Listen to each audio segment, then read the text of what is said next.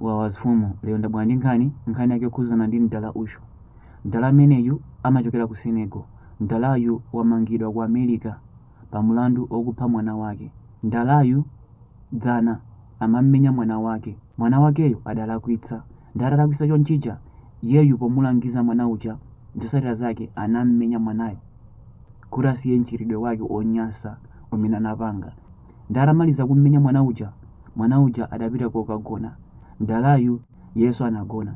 Mawa kutacha apite kulumo kwa mwana kuja anampeza mwana uja wamwalira. Zotsatira zake adayimbira apolisi. Apolisi anabwera anatenga thupi la mwana uja kupita naye ku chipatala. Komano mwana uja thupi lake limaonetsa kuti lidali ndi ngati munthu amammenya. Kenako anatenga thupi lija kukaliyeza. Zotsatira zake anapeza zoti mwanayo wamenyedwa. Kenako adayamba kufufuza zakhala bwanji izi ndi izi. Anapita kwa makolo ake kukafunsa kuti mwanayo anamenya ndani. Zotsatira zake mdalayu anafotokoza kuti mwanayo adalakwitsa ndinammenya ndine. Panopa mdalayu wamangidwa pa mulandu okupha mwana wake.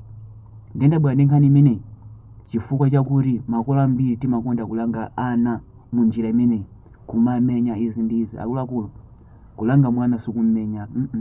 Ngati mwanayo ali wosamva sazamva basi, olo mummenye palibe chimene chingasinthe chifukwa chakuti mwanayo ndi wosamva.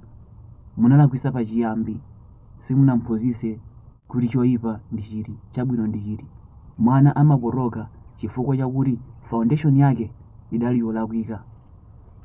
Ngati mwana mwazoloweza kumpasa ndrama, tsiku limene mulibe ndrama zachiziwikire akaba kwina kwake.